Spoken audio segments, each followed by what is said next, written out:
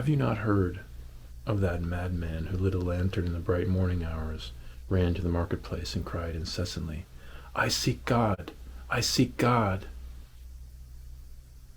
As many of those who did not believe in God were standing around just then, he provoked much laughter. "Has he got lost?" asked one. "Did he lose his way like a child?" asked another. "Or is he hiding? Is he afraid of us? Has he gone on a voyage, emigrated?" Thus they yelled and laughed.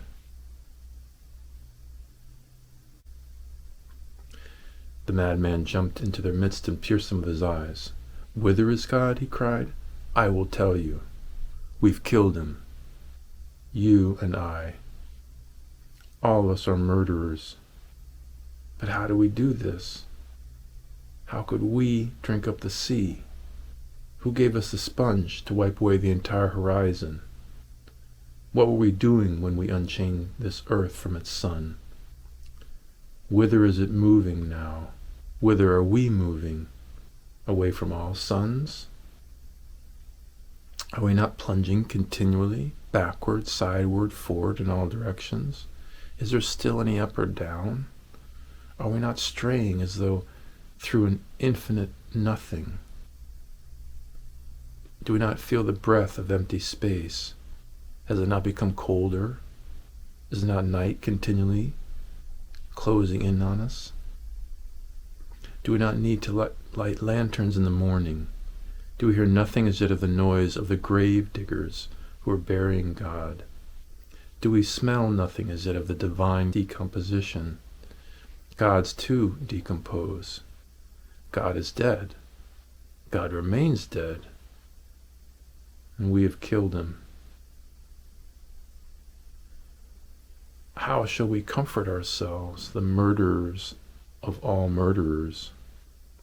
What was holiest and mightiest of all, that the world has yet owned, has pled to death under our knives.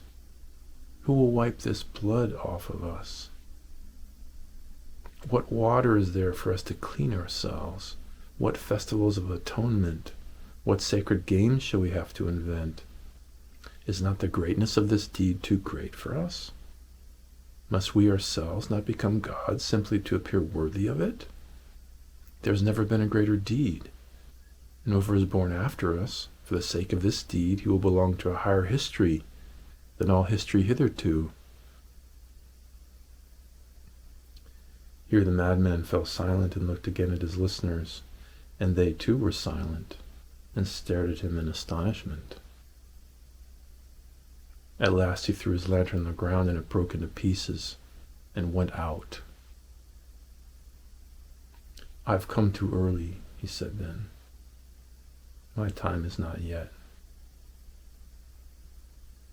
This tremendous event is still on its way, still wandering. It's not yet reached the ears of men. Lightning and thunder require time. The light of the stars requires time. Deeds, though done, still require time to be seen and heard.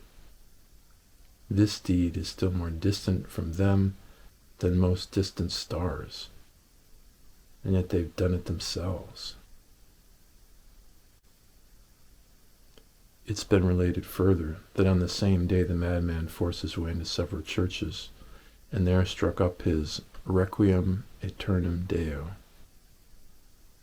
Let out and called to account, he said always to have replied nothing but, "What after all are these churches now, if they are not the tombs and sepulchres of God?"